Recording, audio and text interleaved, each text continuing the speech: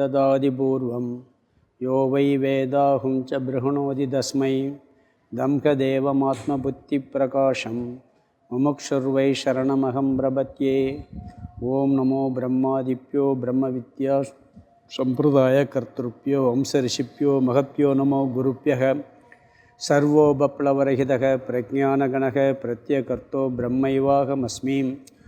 ओं ब्रह्मानन्दं परमसुखदं केवलं ज्ञानमूर्तिं त्वन्त्वातीतं गगनशत्रुषं तत्त्वमस्यादिलक्ष्यम् एकं नित्यं विमलमजलं सर्वदी साक्षिभूतं भावातीतं त्रिगुणरहितं सद्गुरुं तं नमामि।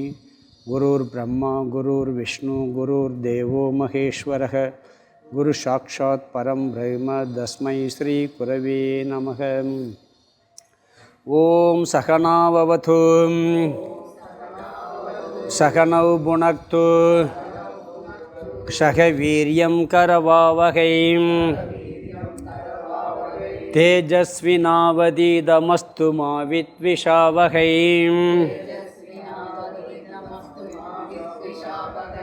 ओम शांति शांति शांति।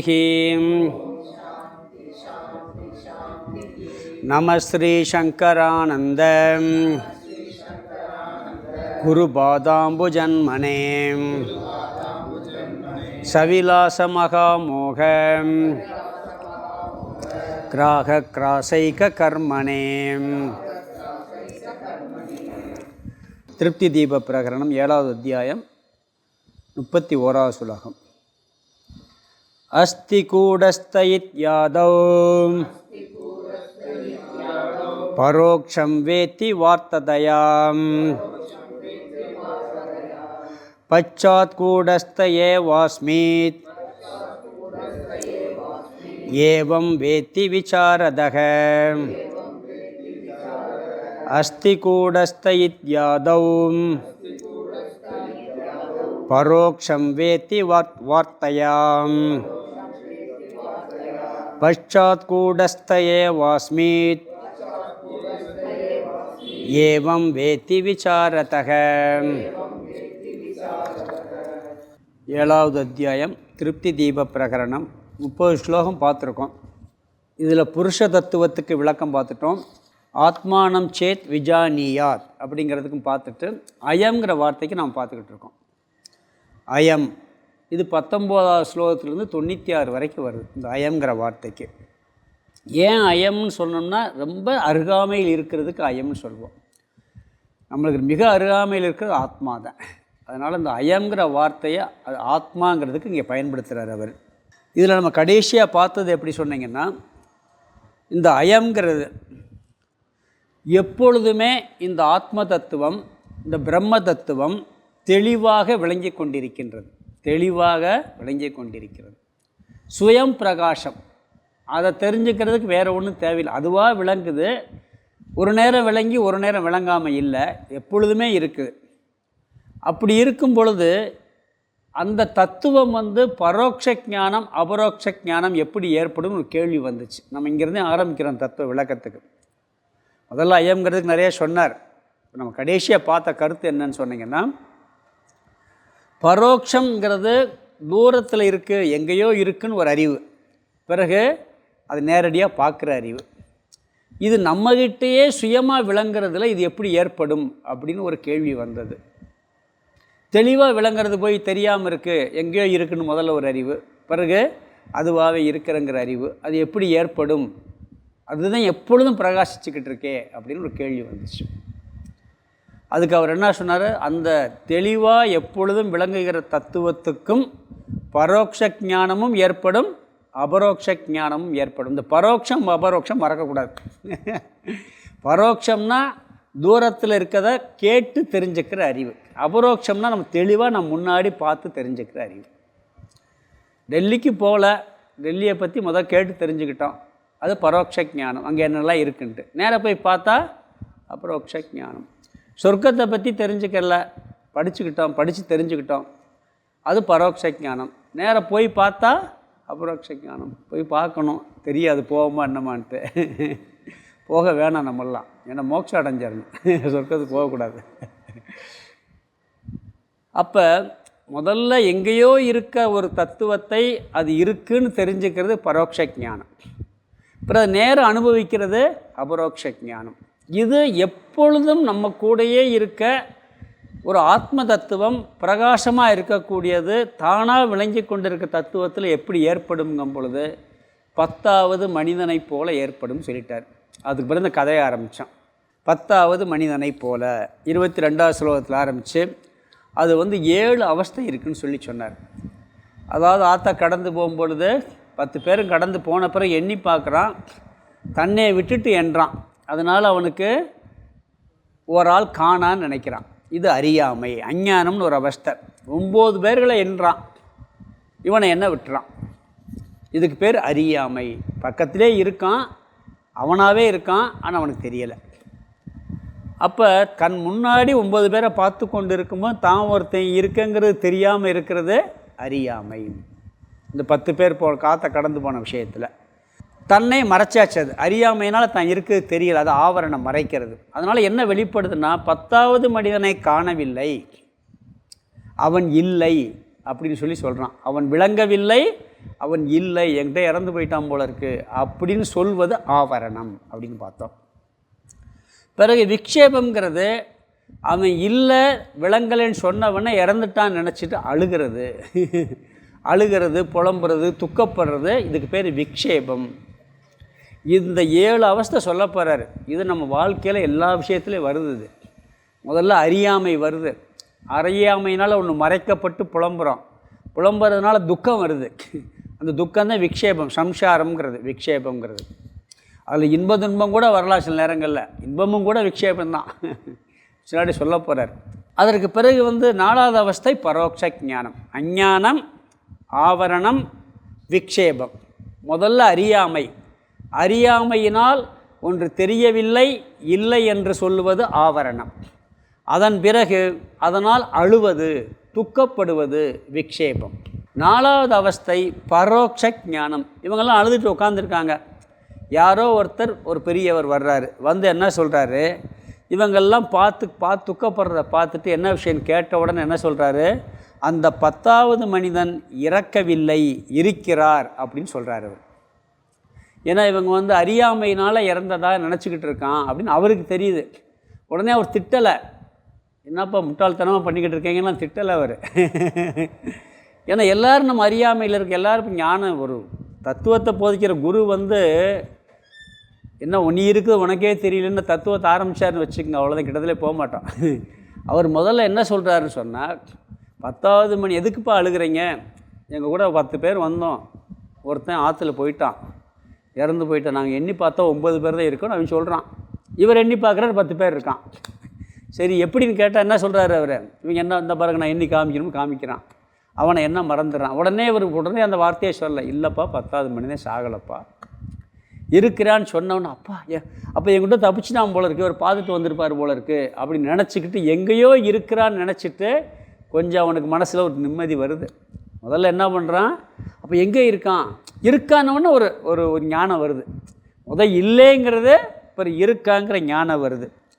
சொர்க்கலோகத்தை எப்படி நம்ம கேட்டு தெரிஞ்சுக்கிறோமோ அது போல் அப்படிங்கிறார். நம்ம சொர்க்கத்தை பார்க்கல, ஆனால் வேதம் சொல்லியிருக்கு, நம்புகிறோம்ல. வேதம் சொல்லியிருக்கு, சொர்க்கத்தை பற்றியெல்லாம் வர்ணனை பண்ணியிருக்கு, நரகத்தை பற்றியெல்லாம் வர்ணனை பண்ணியிருக்கு. அது வேதம் சொன்ன எல்லாமே உண்மையாக இருக்கும் பொழுது இதுவும் உண்மையாகத்தான் இருக்கும் நம்புகிறோம். அதே மாதிரி பெரியவர் ஒரு முக்கியமானவர் வர்றாரு, அவர் சொல்கிறதுல அவர் நம்மளுக்கு பொய்யா இருக்க வாய்ப்பு இல்லை அப்படின்னு இவன் நம்புகிறான். முதல்ல இது பரோட்ச ஞானம். அடுத்து அவர் என்ன பண்ணுறார், எங்கே இருக்கான்னு சொன்ன உடனே எண்ணி காமிக்கிறார். வரிசையாக எண்ணே நீ தான்ப்பா அந்த 10வது ஆள் அப்படின்னு சொன்ன உடனே இவனுக்கு அபரோக்ஷ ஞானம் வருகின்றது, நேரடியாகவே அறிகின்றான். அப்போ அவனுக்கு சோகம் போகிறது. சோகம் போனால் மட்டும் பத்தாது, திருப்தி வரணும். வெறும் சோகம் போகிறது ஒன்று இருக்குது, அதுக்கடுத்து நிறைவு ஒன்று வரணும். அது இரண்டையும் அவன் அடைகின்றான். அதாவது இந்த எண்ணி காமிக்கிறதே விசாரம்ங்கிறது. நாம் ஆத்மா இருக்குது, பரம்பொருள் இருக்குது, பிரம்மா இருக்குது, கடவுள் இருக்கிறாருன்னு சொல்கிறோம். அது நானாகவே இருக்கிறேன்னு சொல்கிறோம், நீயாவே இருக்கிறாயின்னு சொல்கிறோம். பரோட்ச ஞானமாகுது. இங்கே இவன் என்ன சொல்கிறான், அவன் இருக்கிறான்னு சொன்னவுடன் நம்புகிறான், பரோட்ச ஞானம் வந்துடுது. பிறகு எண்ணி காமிக்கிறார் பார்த்தீங்களா, அதுதான் விசாரம். எப்படி 10வது மனிதன் இருக்கிறான்னு சொன்னோன்னா முதல்ல எண்ணி வரிசையாக இந்த 9ஆச்சா, நீ 10ஆ இருக்கியா, அப்படின்னு சொல்லி காமிக்கிறது விசாரம். அப்படி தத்துவத்தை விசாரம் பண்ணி நம்ம அபரோக்ஷ ஞானத்தை அடையணும். இது மாதிரி அவன் 10வது மனிதனை அடைகிறான். இது அடைஞ்ச உடனே சோகம் போகிறது, திருப்தி வருகிறது அப்படின்னு சொல்கிறார். இதெல்லாம் ரொம்ப விரிவாக விளக்க போகிறார். இங்கே கொஞ்சம் கொஞ்சமாக சொல்லி பிறகு அஞ்ஞானத்தை கொண்டு போய் இந்த 7ஐயும் நம்மளோட பொருத்தி பிறகு அதில் ஒவ்வொன்றா விளக்க போகிறார்.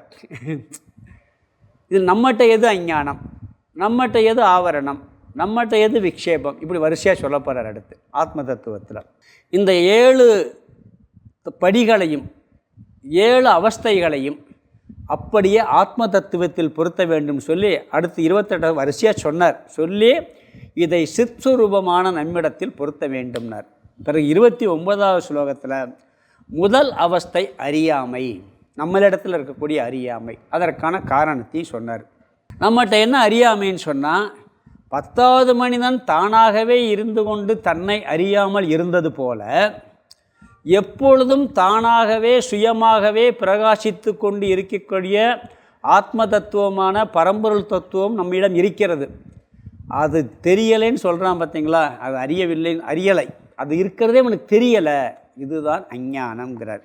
தன்னுடைய சொரூபமான ஆத்ம தத்துவத்தை இவன் அறியாமல் இருக்கின்றான், அதுதான் அறியாமை. நம்மளை பற்றி நம்மளுக்கு தெரியலை, நம்மளை பற்றி தெரிஞ்சிருக்கோம், பேர் தெரியும், ஊர் தெரியும், இன்னார் மகன்னு தெரியும், இன்ன பதவியில் இருக்கேன்னு தெரியும், நம்ம குணமெல்லாம் தெரியும். அதுக்கு ஆதாரமாக இருக்கக்கூடிய அந்த உணர்வு தத்துவம் தான் மாறக்கூடிய தத்துவத்தில் நான் நினச்சிக்கிட்டு இருக்கோம். இந்த உடம்பு எத்தனையோ மாற்றங்கள் அடைஞ்சு வந்தாச்சு, அதை நான் நினச்சிக்கிட்டு இருக்கோம். 10 வயசில் இருந்தால் அதே அதுவும் நான் இது நான் சொன்னால் அந்தாலும் இறந்து போச்சாச்சு. இப்போ 10 வயசில் இந்த உடம்பே இல்லையே. 12 வருஷத்துக்கு முன்னாடி இருந்த செல்லு ஒன்று கூட இருக்காத உடம்புல சொல்கிறாங்க. ஆனால் அதெல்லாம் நான் சொல்கிறோம். அதையெல்லாம் பார்த்து கொண்டு இருக்கக்கூடிய அதை நான் தெரியாமல் இருக்கிறது அறியாமல். இதுக்கு காரணம் என்னன்னு சொல்கிறாருன்னா, சம்சாரத்தில் பற்றை உடையவன், உலக விவகாரங்களில் பற்று அதிகமாக இருப்பதால் இவனுடைய சொரூபம் மறைக்கப்பட்டு விட்டது. அஞ்ஞானம் மறைக்கப்படுகிறது, ஞானம் மறைக்கப்பட்டுருச்சு. அதனால் இவனுக்கு அறியாமை வருதுன்னு சொன்னார். பிறகு ஸ்லோகம் 30 கடைசியாக பார்த்தது ஆவரணமும் விக்ஷேபமும். அப்போ என்ன சொல்கிறான்னு சொன்னால், யாராவது இல்லைப்பா நீ உன்னுடைய சொரூபம் அப்படி இல்லை, கடவுள் ஓங்கிட்டு படிக்கிறோம், தேவாரம் திருவாசகம்லாம் படிக்கிறோம், இமைப்பொழுதும் என் நெஞ்சில் நீங்காதான் தாழ்வாகன்னு படிச்சிருக்காரு. அதெல்லாம் கேட்ட உடனே இவனுக்கு என்ன ஆகுது, இப்படியெல்லாம் கேட்குறான். யாராவது கூடசனை பற்றி சொல்லும் பொழுது அப்படி ஒரு தத்துவம் எனக்கு இருக்கிறதாக தெரியலையே, விளங்கவில்லையேன்னு சொல்கிறான். யாராவது சொல்கிறாங்க, சொன்னவொன்னே முதல்ல தெரியலையே விளங்கலையேன்னு முதல்ல சொல்கிறான். அஞ்ஞானத்தை வெளிப்படுத்துவது அஞ்ஞானம் இருக்குன்னே தெரியாது, யாராவது சொன்னவொன்னே அப்போ தான் அஞ்ஞானம் இருக்குன்னு தெரியுது. அந்த அஞ்ஞானத்தை வெளிப்படுத்துகிறான் பார்த்தீங்களா, அதுக்கு பேர் ஆவரணம். நீங்கள் சொல்கிற தத்துவம் இல்லை, அப்படி ஒன்று எனக்கு விளங்கவும் இல்லை, அது இல்லைன்னு சொல்வது ஆவரணம். பிறகு நான் கர்த்தாவாகவும் போக்தாவாகவும் இருக்கின்றேன் என்ற விக்ஷேபத்தை ஒரு ஜீவன் அடைகின்றான். செய்கிறது நான், அனுபவிக்கிறது நான், இதுதான் விக்ஷேபம். ஆத்மா செய்வதும் இல்லை, செய்விப்பதும் இல்லை. எதையாவது செய்யணுங்கிற எண்ணம் இருந்துக்கிட்டே இருக்குது, அனுபவிக்குங்கிற எண்ணம் இருந்துக்கிட்டே இருக்குது. இதுதான் இந்த உடலையும் மனதையும் நான் என்று நினைப்பதனால அந்த ஆவரணத்தின் விளைவாக கர்த்தா போக்தா நினைக்கிறது. இந்த இடத்துல கொஞ்சம் உங்களுக்கு புரியாமல் இருக்கும். இந்த கர்த்தா போக்தாங்கிறது நம்ம கீதையிலலாம் படிச்சிருக்கோம். கர்த்தாவும் இல்லை போக்தாவும் அல்லன்னு சொல்லியிருக்கார் ஆத்மா. ஆனால் இவன் தன்னை கர்த்தாவாகவும் போக்தாவாகவும் நினைப்பதால் இவனுக்கு இன்ப துன்பம் என்ற சம்சார சக்கரத்தில் உழல்கிறான். அதில் தான் இவனுக்கு பிரச்சனை வந்துக்கிட்டே இருக்குது மாற்றி மாற்றி. அது விக்ஷேபம் அறிமுகம் மட்டும் படுத்துகிறார். புரிஞ்சால் பார்க்கலாம், புரியலன்னு பின்னாடி விளக்க போகிறார், அங்கே பார்த்துக்கலாம். விக்ஷேபங்கிறது தன்னை அகர்த்தாவாக அபோக்தாவாக இருக்கக்கூடிய ஆத்ம தத்துவத்தை இவன் கர்த்தாவாகவும் போக்தாவாகவும் நினைப்பது, அதில் ஏற்படக்கூடிய விளைவு. அதிலிருந்து துக்கமே வருது. இங்கே துக்கம்னு சொல்லலை, கர்த்தாவா போக்தாவா நினைக்கிறான். நான் செய்பவன், நான் அனுபவிப்பவன் நினைக்கிறான் பார்த்தீங்களா. நான் தான் செய்கிறேன், நான் தான் அனுபவிக்கிறேன் அப்படின்னு நினைப்பது தான், அந்த புத்தியோடு இருப்பது தான் விக்ஷேபம்ட்டார். இதுதான் சோகத்தினுடைய விளைவு. சோகத்துக்கு காரணமே இதுதாங்கிறாங்க.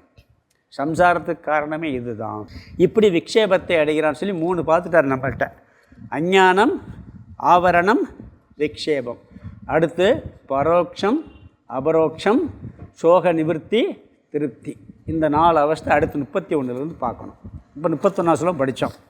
இதில் எப்படின்னு சொன்னீங்கன்னா, முதல் வரியில் 4வது அவஸ்தையான பரோட்ச ஞானமும், 2வது வரியில் 5வது அவஸ்தையான அபரோக்ஷ ஞானமும் வருகிறது. ஒரு சிஷ்யன் துக்கப்பட்டு சோகத்தில் இருந்து இந்த உலக விஷயத்தில் இருக்க துக்கத்தை என்னால் நீக்கவே முடியலை, என்னானாலும் மாறி மாறி துக்கம் வந்துக்கிட்டு இருக்கு, எப்படியாவது நீக்குங்கன்ட்டு குருவிட்ட வர்றான். குருவிட்ட வந்தவன் அவர், நீ அழியாதவன், நீ ஆனந்தமயமானவன், நீ பரம்பொருள்னு சொன்னால் ஓடியே போயிடுவான். கேட்க முடியுமா? அவன் பெரிய சோகத்தில் வந்திருக்கான். சோகத்தில் என்னப்பா அவன் சோகம் எப்படி என்ன ஏதுன்னு கேட்டு சொன்னால் பரவாயில்ல, நீ ஆனந்த ஸ்வரூபம், எல்லாம் எனக்கு எல்லாம் வீட்டில் எல்லாம் இறந்து போயிட்டாங்க, யாருமே இறக்கிறது இல்லை அப்படின்னு சொன்னால் அவருக்கு பைத்தியம் எங்கேத்தி பிடிச்சி போச்சு சொல்லிருக்கு. தெரியாத ஆள்கிட்ட வந்துட்டுன்னு ஓடி போயிடுவான். நம்மளை கிண்டல் செய்தால் நினைப்பான். மரணத்தை பற்றி இப்படி மரணமெல்லாம் ஏற்படுதேன்னு துக்கத்தில் வந்தவன்கிட்ட போட்டு நீ மரணமே அடையாதவன் சொன்னால் எப்படி இருக்கும் அவனுக்கு? அதனால் என்ன சொல்கிறாருன்னா, அவன்கிட்ட முதல்ல என்ன சொல்லுவாங்கன்னா, எப்பா நீ அழியாதவன்னு சொல்ல மாட்டார், அழியாத ஒரு தத்துவம் ஒன்று இருக்குது, ஒன்று இருக்குது, சந்தோஷத்தை கொடுக்குற தத்துவம் ஒன்று இருக்குது, அது நீன்னு சொல்லக்கூடாது. முதல்ல இந்த துக்கத்தெல்லாம் போக்குற ஒன்று இருக்குப்பான்னு சொல்லணும். அப்போ எங்கே இருக்குது அதை கொடுங்க அப்படின்னு அப்போ தானே கேட்க முடியும். இப்படி என்ன சொல்கிறான்னா, அதெல்லாம் நீ தெரிஞ்சுக்கிட்டேன்னா உனக்கு துயரம் போகும், அதுக்கு நான் வழி சொல்கிறேன் அப்படின்னு சொல்லி குரு சொல்வார். பார்த்தீங்களா, அது பரோட்ச ஞானம். அந்த மாதிரி சொல்லக்கூடியது பரோட்ச ஞானம். இதை சொல்கிறாரு இந்த முதல் வரியில், கூடஸ்த அஸ்தி, அழியாத பரம்பொருள் ஒன்று இருக்கிறது. கூடஸ்தனை ஞாபகம் வச்சுங்க. நம்ம இது இப்போ நம்ம வேதாந்தம் படிச்சுக்கிட்டு இருக்கோம், வார்த்தைகள்லாம் புதுசாக கேட்டால் நம்ம இதாகி போயிடும். கூடஸ்தன் சீக்வல் டு ஆத்மா, சீக்வல் டு பரமாத்மா, பரம்பொருள் எல்லாம் ஒரே தான். ஒரு இடத்துல ஆத்மான் பாரு, ஒரு இடத்துல பிரம்மன் பாரு, ஒரு இடத்துல கூடஸ்தன் பாரு, ஒரு இடத்துல சைதன்யம் பாரு, ஒரு இடத்துல சித்தும் பாரு, எல்லாம் ஒரே பொருளை குறிக்கக்கூடிய பல்வேறு வார்த்தைகள் தான். அதை ஞாபகம் வச்சுக்கிறணும். அழியாத பரம்பொருள் ஒன்று இருக்கின்றது, இத்யாதவ், இப்படிப்பட்ட வாக்கியத்தால் பரோட்சம் வேத்தி வார்த்தையாம், இப்படிப்பட்ட வார்த்தையால் குருவின் உபதேசத்தின் மூலமாக, வார்த்தையால் குருவின் உபதேசத்தின் மூலமாக பரோட்சம் வேத்தி, பரோட்சமாக அறிகிறான். அதாவது இதுக்கு ஒரு உதாரணம் சொல்கிறேன். இந்த ஒரு உதாரணத்தில் அடுத்த 4 அவஸ்தையும் பொருத்த முடியும். ஒருத்தன் ரொம்ப கஷ்டத்தில் இருக்கான், ஒருத்தர் ரொம்ப கஷ்டமாக இருக்கான், சாப்பாட்டு கூட வழி இல்லை. அவனுக்கு அவனுடைய மாமாவுக்கு தெரிஞ்ச ஒருத்தர் வந்திருக்கார், வெளிநாட்டிலேருந்து இருக்கிறாருன்னு கேள்விப்படுறான். அவர் எப்போயோ ரொம்ப 4 வருஷத்துக்கு முன்னாடி பார்த்துருக்கான். அவர் கொஞ்சம் வசதியாக இருக்கார், அவர் இங்கே இருக்கிறார், ஏதோ யார் மூலமாக கேள்விப்பட்டு அவரை போய் பார்க்க போகிறான். பார்க்க போன உடனே அவரை போய் பார்க்குறான். என்னப்பா யார் என்னன்னு கேட்குறேன், என்னை தெரியலையா உங்களுக்கு, நான் இன்னார் அப்படி இப்படின்னு சொல்கிறான். ஆமாம் நீ தானே, வாப்பா என்னப்பாங்கிறார். ரொம்ப கஷ்டமாக இருக்குது, எனக்கு சாப்பாடு கூட வழி இல்லை, ரொம்ப சோகத்தில் இருக்கிறேன், எனக்கு ஏதாவது ஹெல்ப் பண்ணுங்கள், ஒரு 1000 2000 கொடுங்க அப்படின்னு கேட்குறான். இன்னாருடைய மருமையன் தானே? ஆமாம். நீ பெரிய கோடீஸ்வரன் ஆச்சே அப்படிங்கிறார். கிண்டல் பண்ணுறீங்களா? நீ பெரிய கோடீஸ்வரன்ப்பா, நீ என்ன 1000 2000 கேட்டுக்கிட்டு இருக்க அப்படிங்கிறார். என்ன சொல்கிறீங்க, நான் சாப்பாட்டுக்கு வழி இல்லாமல் உங்கள்கிட்ட ஹெல்ப்பு கேட்டால் நீங்கள் இப்படி சொல்லிக்கிட்டு இருக்கீங்க. இல்லைப்பா, இன்னார் மருமையன் தானே நீயே, உங்கள் மாமா இறந்துட்டார் தெரியுமா அப்படிங்கிறான். ஏதோ கேள்விப்பட்டேங்கிறது மட்டும் சொல்கிறான். ஆனால் வெளிநாட்டில், அவர் வெளிநாட்டில் இருக்கிறாரு, ஏதோ ஒரு சிங்கப்பூரில் ஏதோ ஒரு நாட்டில் இருக்கிறார்.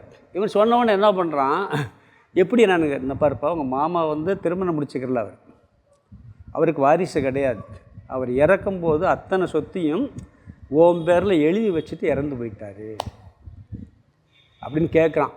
கேட்ட உடனே இவன் சொத்து கைக்கு வரல, சொத்து கிடையாது இவனுக்கு. அந்த இவர் நான் சொல்ல முடியும், எல்லாமே இருக்குப்பா, என்கிட்ட சொல்லியிருக்கிறார், நான் ஒரு காப்பி வச்சுருக்கேன்னு சொல்கிறார் அவர்.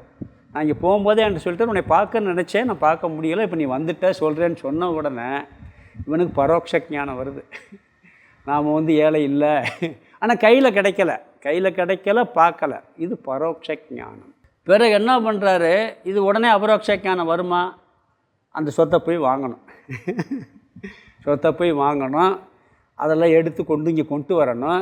அதுக்கு நிறைய அந்த நாட்டில் இருக்கக்கூடிய வழிமுறைகள்லாம் இருக்குது. அப்படி சொன்ன உடனே இந்த மாதிரி நான் உனக்கு ஹெல்ப் பண்ணுறேன், நீ அங்கே போனேன்னா இந்நேரம் பாரு, இந்த நாளில் பார்த்து இதெல்லாம் பண்ணி அந்த சொத்தெல்லாம் அங்கே விற்கிறதுக்கு நான் ஏற்பாடு பண்ணுறேன், விற்றுட்டு நீ பிறகு கொண்டு வா அப்படின்னு சொல்கிறார்.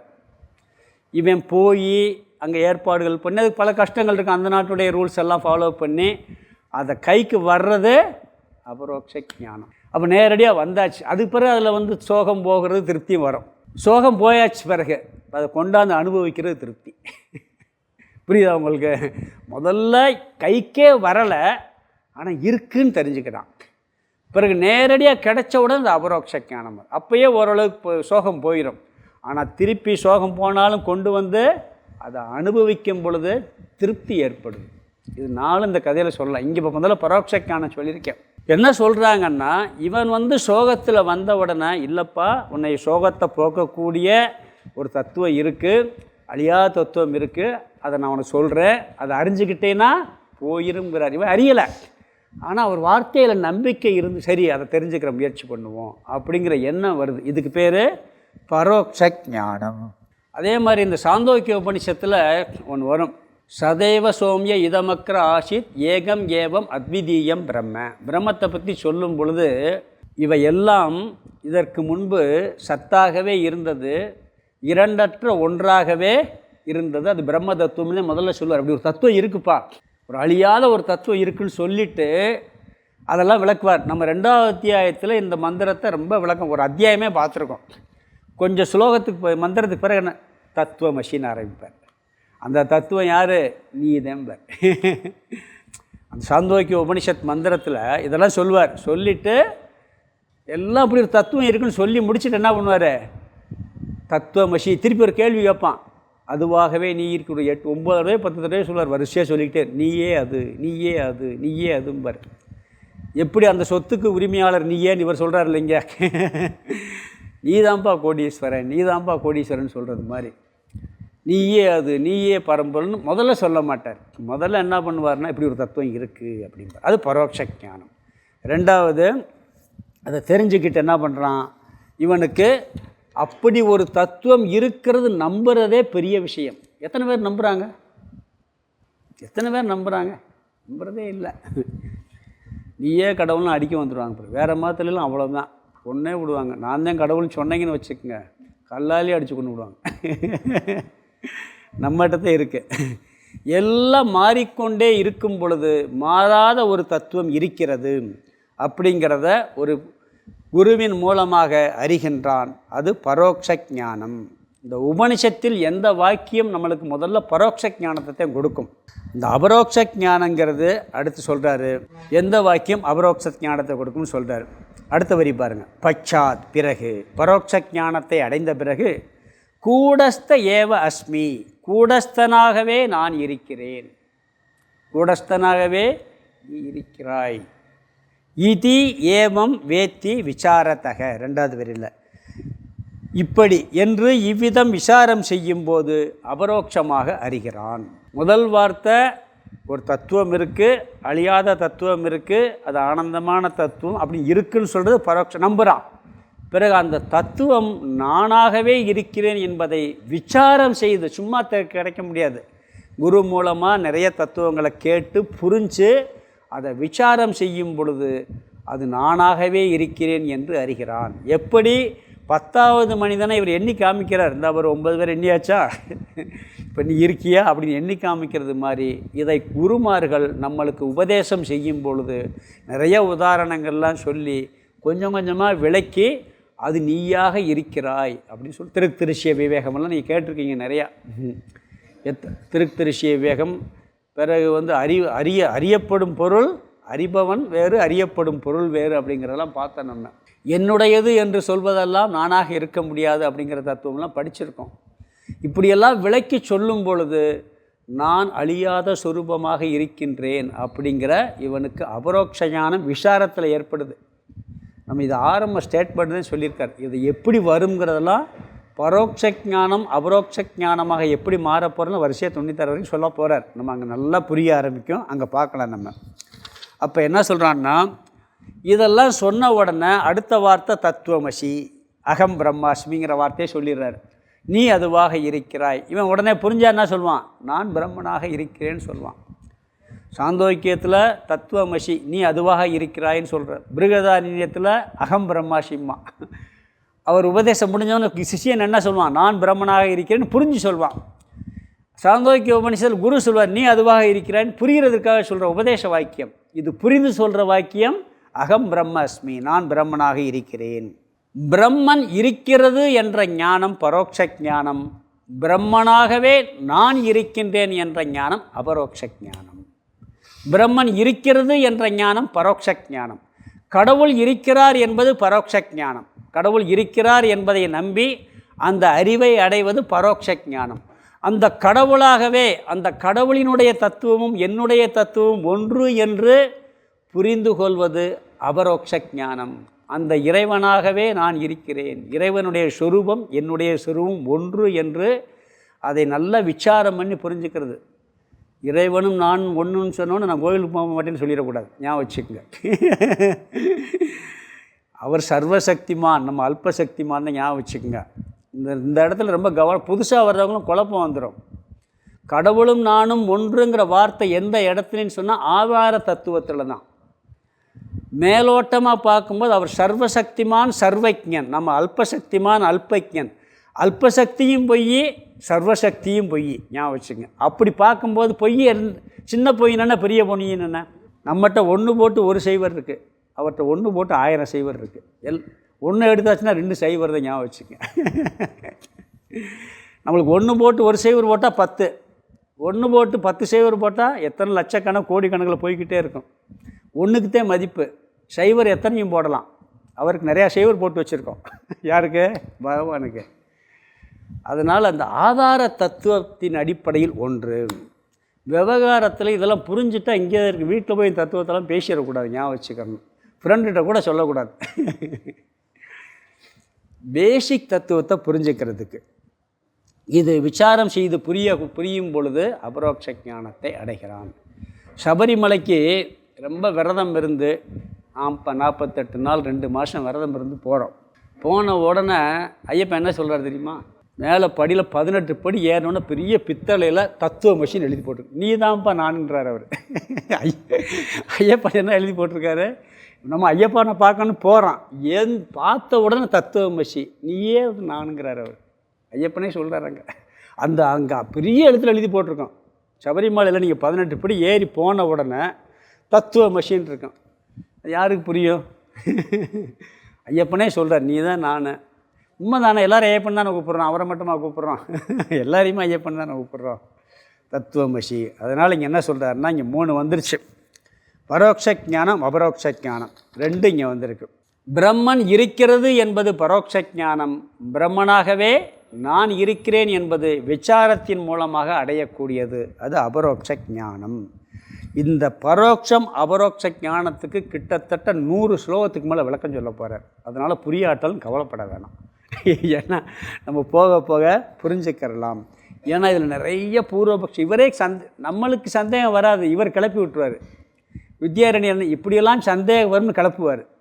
ஏன்னா நம்ம நல்லா புரிஞ்சுக்கிட்டோன்னு போயிருப்போம், யாராவது நம்மளை குழப்பி விட்டா, அதனால் அவரே குழப்பி சரி பண்ணிடுவார். வித்யாரண்யர் ஸ்பெஷல் என்னென்னா, அவரே எப்படியெல்லாம் இதில் குழப்பம் வரும்னு கேள்வி மேலே கேள்வியை கேட்டு, நாஸ்திகம்லாம் நாஸ்திகமே கிடையாது. நீங்கள் இந்த பிருகதாரண்ய உபனிஷத்து, பிரம்மசூத்திரம், இந்த மாதிரி பஞ்சதசிலாம் பார்த்தீங்கன்னா இப்படி ஒரு நாஸ்திக கேள்வி கேட்க முடியாது, கேட்டு அதை சரி பண்ணுவார். அந்த மாதிரி இருக்குது பூராமே. அதை நம்ம பார்க்கலாம். இந்த ஸ்லோகத்துக்கு அர்த்தம் பார்த்துடலாம். அஸ்தி கூடஸ்த இத்தியாதவ் பரோக்ஷம் வேத்தி வார்த்தையா. அஸ்தி கூடஸ்த, கூடஸ்த அஸ்தி, கூடஸ்தன் இருக்கின்றான். முதல்ல என்ன சொல்கிறாரு, கூடஸ்தன் இருக்கின்றான், பிரம்மன் இருக்கிறது, ஆத்மா இருக்கிறது. இத் யாதவ் என்ற இப்படிப்பட்ட, அதாவது இது போன்ற வார்த்தையா, இது போன்ற வாக்கியத்தால், அதாவது இது போன்ற குருவின் உபதேசத்தின் மூலம் பரோக்ஷம் வேத்தி, பரோட்சமாக அறிகிறான். கூடஸ்தன் இருக்கின்றான் என்ற இப்படிப்பட்ட குருவின் உபதேச வாக்கியத்தின் மூலமாக அந்த ஒரு தத்துவம் இருக்கிறது என்று இவன் பரோட்சமாக அறிகிறான், அனுபவத்துக்கு வரல. அப்போ இருக்கும் அப்படின்னு நம்புகிறான், நம்பி இவன் வருகின்றான். ரெண்டாவது வரி பச்சாத், பிறகு கூடஸ்த ஏவ, கூடஸ்தனாகவே அஸ்மி இதி ஏவம் வேத்தி. அஸ்மின்னா இருக்கிறேன், கூடஸ்தனாகவே இருக்கிறேன், நான் சேர்த்துக்கணும், கூடஸ்தனாகவே நான் இருக்கிறேன், இது ஏவம் என்று இவ்விதம். அப்படியே உடனே வந்துடாது, விசாரத்தகன்டர், விசாரம் செய்வதன் மூலம் வேத்தி அறிகின்றான், அபரோட்சமாக அறிகின்றான். முதல்ல குரு வார்த்தையை சொன்னோன்னா பரோட்சமாக அறிஞ்சுக்கிட்டான் அப்படி ஒரு தத்துவம் இருக்குன்ட்டு. பிறகு எப்படி அது நானாக இருக்கிறேன்னு அறிகிறான்னா விசாரம் செய்த பிறகு தான். உடனேலாம் அந்த அறிவு வராது, விசாரம் செய்த பிறகு வருகிறது.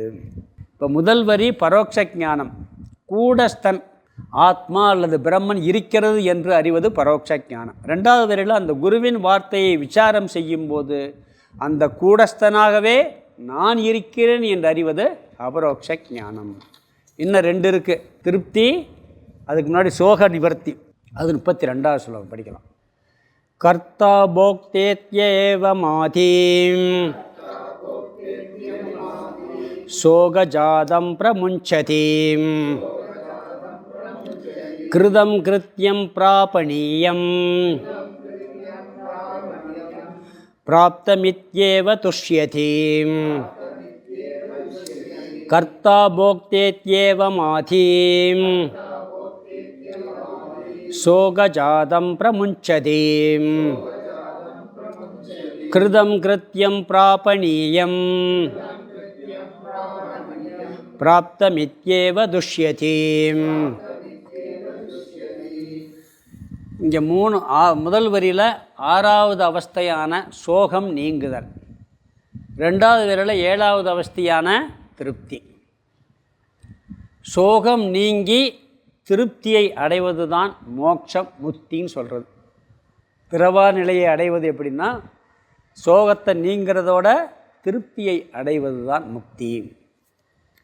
இங்கே முதல் வரியில் சொல்கிறார், என்ன சொல்கிறாருன்னா சோக நீங்கிறத சொல்கிறார். கர்த்தா போக்தா இத்யேவம் ஆதி, கர்த்தா போக்தா இத்யேவம் ஆதி. செயல்களை செய்பவன், அதனுடைய பலனை அனுபவிப்பவன், இது போன்ற இது முதலிய அப்படிங்கிறார். அங்கே விக்ஷேபம் என்ன சொன்னார், சம்சாரம் துயரம்ங்கிறதுக்கு நான் கர்த்தா நான் போக்தா அப்படின்னு நினைக்கிறது அங்கே விக்ஷேபம்னு சொன்னார். இங்கே அந்த துக்கம் போகிறதுக்கு என்ன, இந்த மாதிரி அதாவது செயல்களை செய்பவன் அனுபவிப்பவன் முதலிய. அடுத்த வார்த்தை பாருங்கள், அதாவது நான் அந்த காரியத்தை செய்கிறேன், இதில் இந்த பலன் கிடைக்குது, இந்த பலனை நான் அனுபவிக்கிறேன், பிறகு துக்கமாக இருக்கேன், பிறகு சந்தோஷமாக இருக்கேன், நான் இப்படி இருக்கேன் அப்படி இருக்கேன்னு சொல்லி தன்னை கர்த்தாவாக நினைப்பதும் இதை அனுபவிக்கின்றேன் என்று நினைப்பதும், அது என்ன செய்கிறது, அப்படி நினைக்கிறத சொல்கிறார் அடுத்த வரியில். சோகஜாதம் பிரமுஞ்சதி, இப்படிப்பட்ட சோக கூட்டத்தை எல்லாம் விடுகின்றான். அங்கே அப்படி நினைக்கிறதே துக்கம் சொன்னார்ல, இதெல்லாம் சோக கூட்டம், இதை விடுகின்றான். இதனால் என்ன கிடைக்குது, இந்த அபரோக்ஷ ஞானம் வந்த உடனே இவனுக்கு சோகம் நிவர்த்தி ஆகின்றது, அனைத்து துயரங்களும் விடுபடுகின்றான். அவன் எப்படி அபரோக்ஷ ஞானம் பணமெல்லாம் அடைஞ்ச உடனே என்னாச்சு, நிம்மதி அவனுக்கு வந்துருச்சு, சோகம் போயாச்சு. யாருக்கு, இந்த வெளிநாட்டில் மாமாவுடைய சொத்தை பூரா அடைஞ்ச உடனே முதல்ல பரோட்சமாக கேட்டுக்கிட்டான், போய் அதெல்லாம் விற்று கைக்கு வந்தாச்சு. அப்போ கைக்கு வந்த உடனே என்னாச்சு, சோகம் போயாச்சு, ஆனால் திருப்தி வரல. திருப்தி இங்கே அதை அனுபவிக்கும் போதே வரும். அது ரெண்டாவது. அதாவது எப்பொழுதுமே நான் கர்த்தா, நான் செய்கின்றேன், நான் அனுபவிக்கின்றேன் என்ற இந்த பிரமாதா அப்படி என்ன இருக்கிறது வரைக்கும் துயரம் இருக்கும். நம்ம வேதாந்தத்தில் படிச்சிருக்கோம், அதை இங்கே சொல்கிறார். இதுக்கு விளக்கம் நம்ம பார்க்கும் பொழுது தான் அதெல்லாம் எப்படி போகும்னு பார்க்க முடியும்.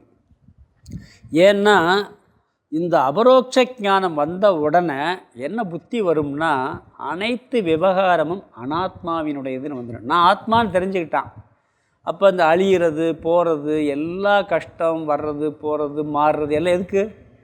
அனாத்மாவுக்கு இருக்குது. துக்கம் எங்கே இருக்குது? மனசில் இருக்குது. மனசு ஒரே மாதிரி இருக்கா? நேற்று இருந்த மனசு இன்றைக்கி இருக்கா? இன்றைக்கி இருக்க மனசு நாளைக்கு இருக்கா? மாறிக்கிட்டே இருக்குது. ஆனால் மாறாத நினச்சி துக்கப்பட்டுக்கிட்டு இருக்கோம். இருக்கமா இல்லைங்களா? ஆத்மா என்றைக்கும் மாறினதில்லை, அதுக்கு துக்கம் வந்ததும் கிடையாது.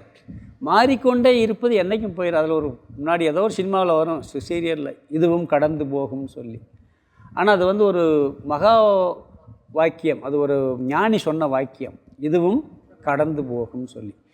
எந்த ஒரு துயரத்தையும் பாருங்கள், எந்த ஒரு கஷ்டத்தையும் பாருங்கள், கஷ்டம் வரும் பொழுது ஒரு நிமிஷம் யோசிச்சா போயிடும், புரிஞ்சிடும். இந்த கஷ்டம், இதே மாதிரி கஷ்டம் இதுக்கு முன்னாடி எத்தனை தடவை வந்திருக்கு அப்படின்னு யோசிச்சு பாருங்கள். இப்போ அந்த கஷ்டம் இருக்கான்னு பாருங்கள்.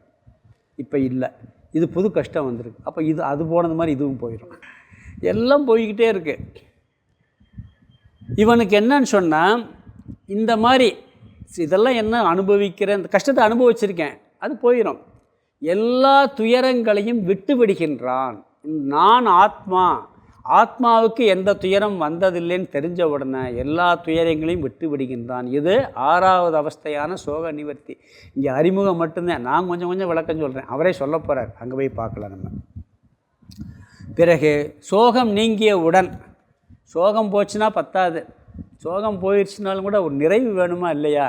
அதுதான் திருப்தி. அதை சொல்கிறாரு, கிருதம் கிருத்தியம். எப்படி அது திருப்தி வருதுன்னு சொல்கிறார். சோகம் நீங்கியவுடன் அவனுக்கு ஏற்படுவது திருப்தி. அதை அடுத்த வரியில் சொல்கிறார் பாருங்கள்.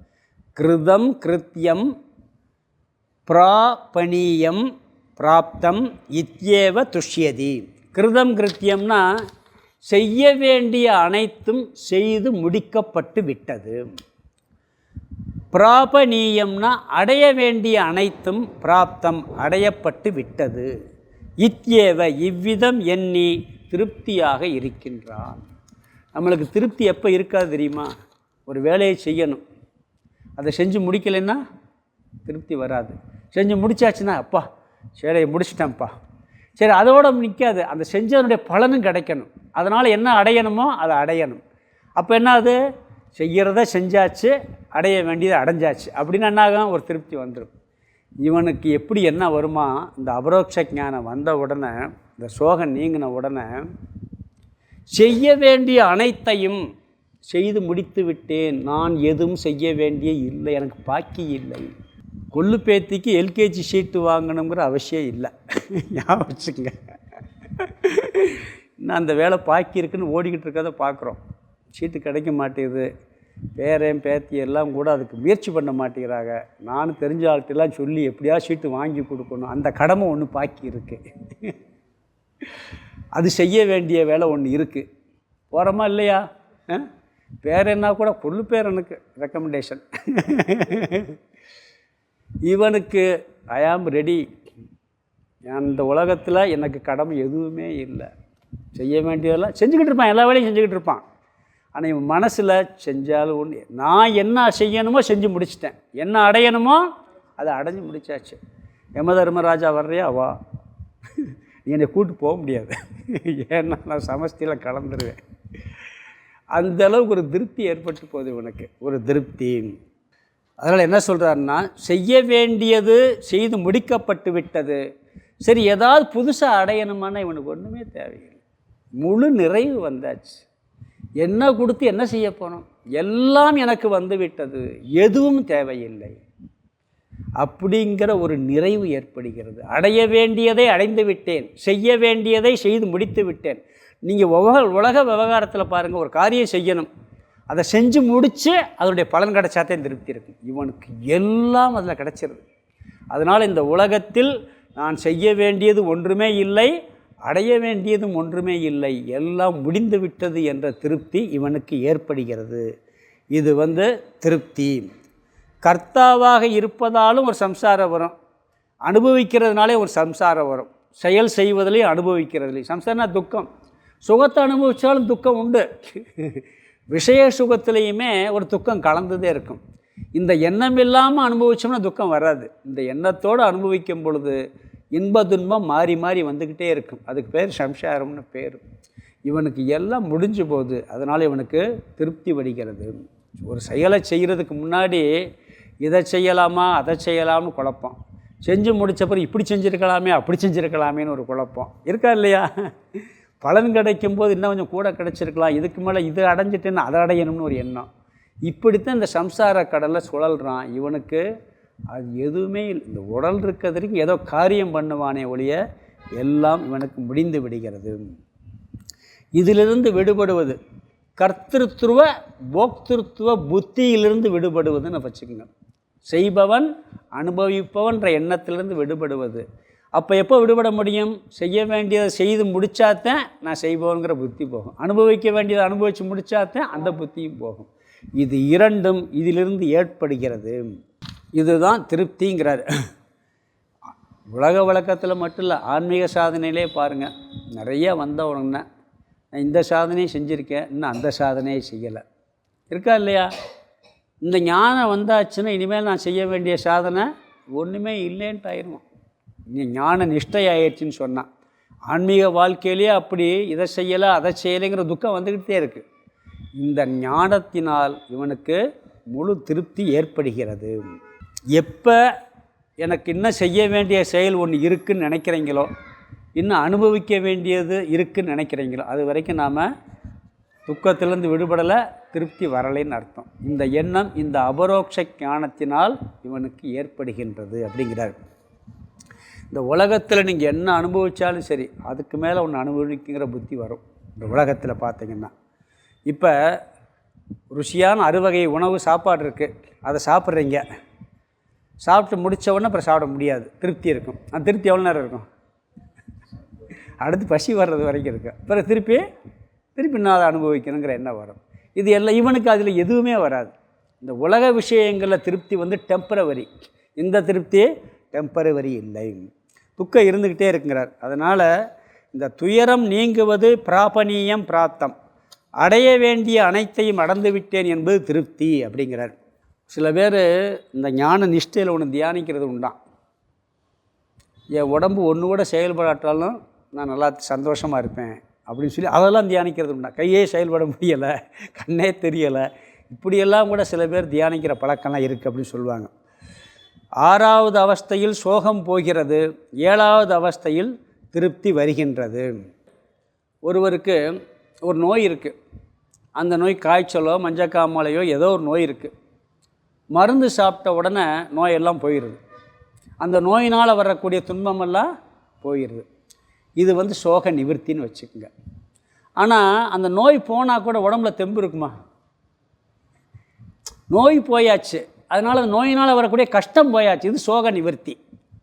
பிறகு உடம்புல நல்லா பழத்தை பறைய மாதிரி கொண்டு வர்றது திருப்தி. சோகம் நீங்குவது நோய் நீங்குவது, பழைய தெம்பை கொண்டு வர்றது திருப்தி.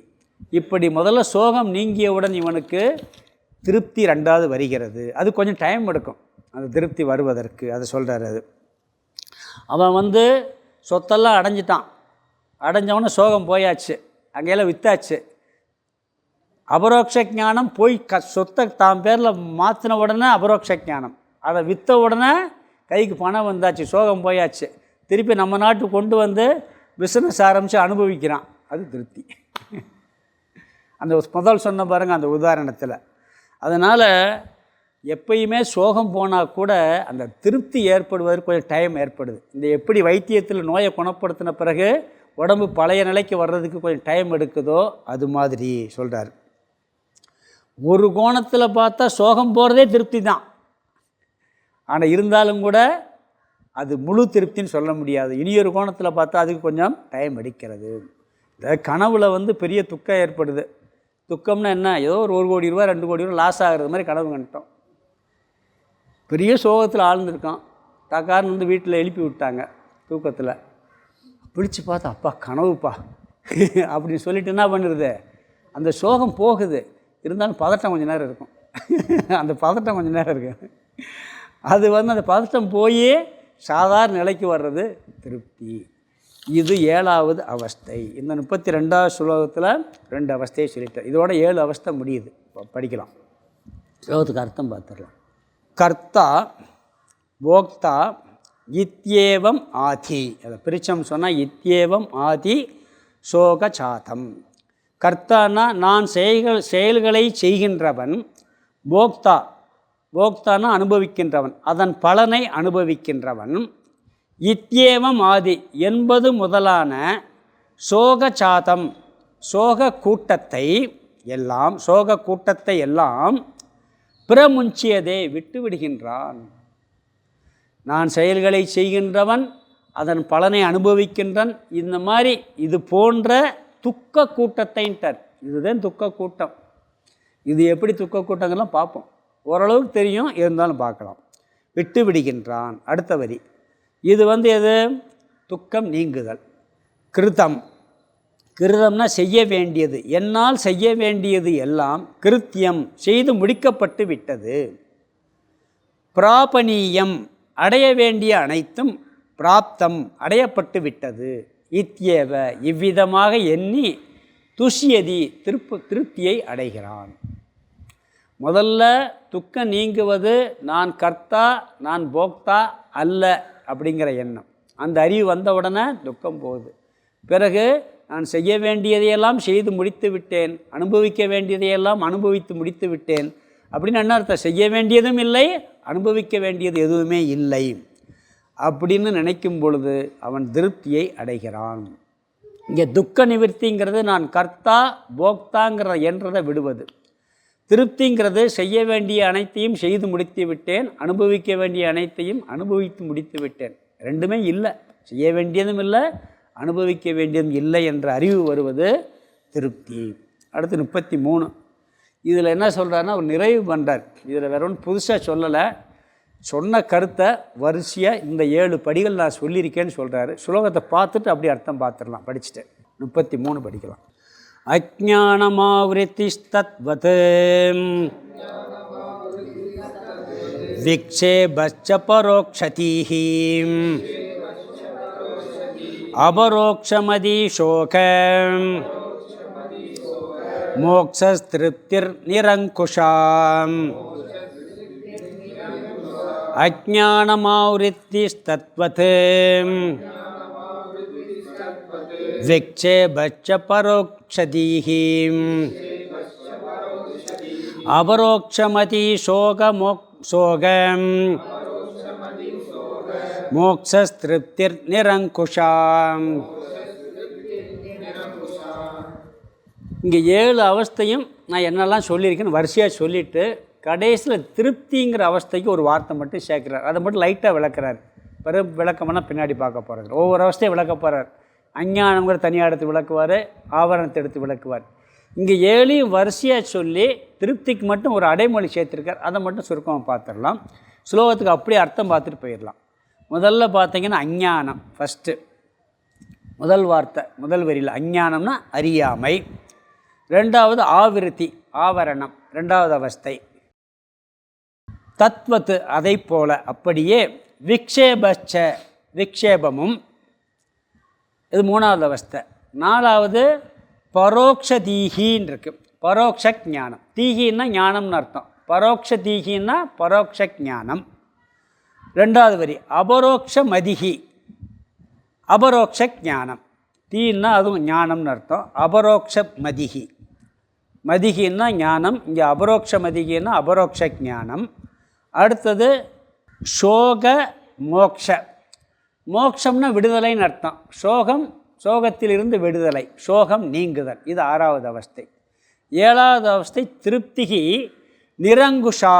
நிரங்குஷான்னா தங்கு தடையின்றி இருக்கக்கூடிய திருப்தின்னு அர்த்தம். இதுக்கு மட்டும் ஒரு அடைமொழி சேர்த்துருக்கார். மற்ற திருப்தியெல்லாம் தடை இருக்கும், வந்துட்டு போயிடும். இந்த திருப்தி எப்படி? தங்கு தடையின்றி இருக்கக்கூடிய திருப்தி, பூர்ணத்துவம். இந்த திருப்தி ஆள் மனதில் ஏற்படக்கூடிய ஒரு திருப்தி, ஒரு பூரணத்துவம். இந்த ஒரு வார்த்தைக்கு மட்டும் விளக்கம் பார்த்துடலாம். பொதுவாக உலக வழக்கத்தில் திருப்திங்கிறது முழுமையாக இருக்கிறதே கிடையாது.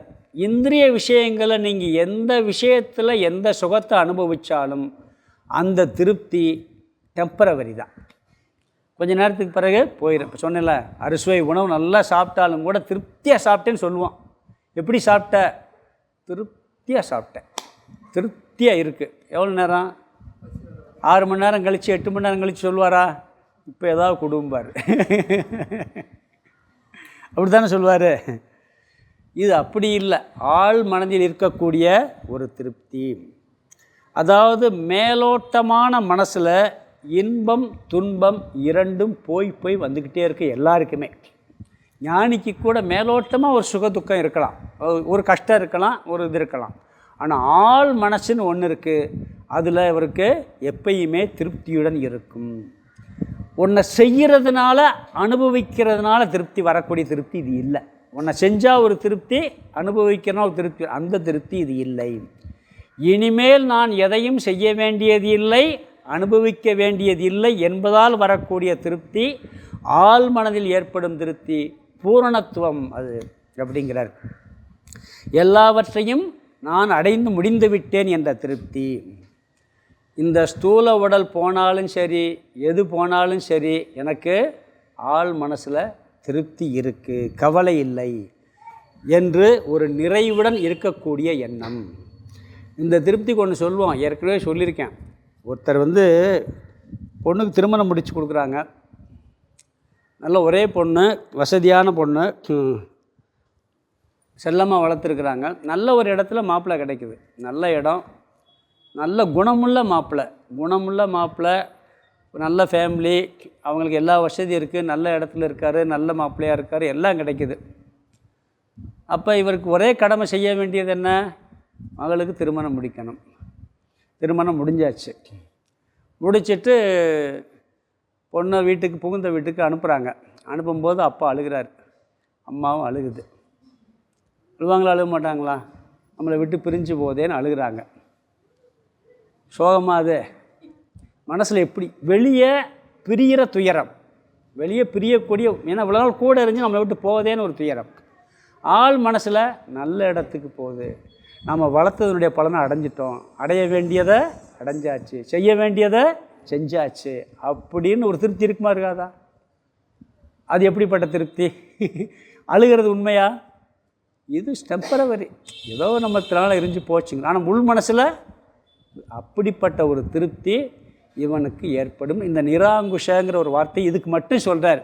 இனி ஒவ்வொன்றா விளக்க போகிறார். அங்கே வரப்போகுது. அஞ்ஞானம்னா எப்படி, அறியாமைங்கிறத விளக்க போகிறாரு, ஆவரணம்ங்கிறத விளக்க போகிறாரு.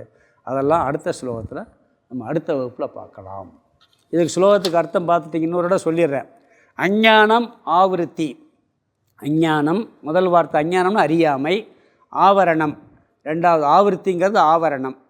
பிறகு தத்வத்து அப்படியே, விக்ஷேபமும், பரோட்ச தீகி பரோட்ச ஞானம், அபரோக்ஷ மதிகி அபரோக்ஷ ஞானம், சோக மோக்ஷ சோக நிவர்த்தி, திருப்திகி நிரங்குஷா பூரணமான நிறைவான குறைவில்லாத திருப்திகி. இது 7 அவஸ்தைகள்னு சொல்லிட்டார். அடுத்த ஸ்லோகத்தில் அஞ்ஞானத்தை விளக்க போகிறார். நம்மளும் விளக்கியிருக்கோம், சும்மா ஒரு சில வார்த்தைகளை விளக்கியிருக்கோம். நீ ஒவ்வொன்றா தனித்தனியாக எடுத்து அழகாக விளக்கி பரோட்ச ஞானம் அபரோக்ஷ ஞானத்துக்கு விரிவான விளக்க வரப்போகுது. அதில் தான் நிறைய பூர்வபக்ஷம் வருவான். எப்படி இதை சொல்கிறீங்க, இதை எப்படி சொல்கிறீங்கன்னு துண்டக்க மண்டக்க கேள்வியெல்லாம் கேட்டு அதுக்கு பதிலெல்லாம் சொல்லி வரப்போகிறாரு. நம்ம அதை அடுத்த வகுப்பில் பார்க்கலாம். ஓம் பூர்ணமத பூர்ணமிதம் பூர்ணாத் பூர்ணமுதச்யதே பூர்ணஸ்ய பூர்ணமாதாய பூர்ணமேவாவசிஷ்யதே. ஓம் சாந்தி சாந்தி சாந்தி. ஹரிஹி ஓம் ஆதிகுருநாத சுவாமிக்கு ஜெய்.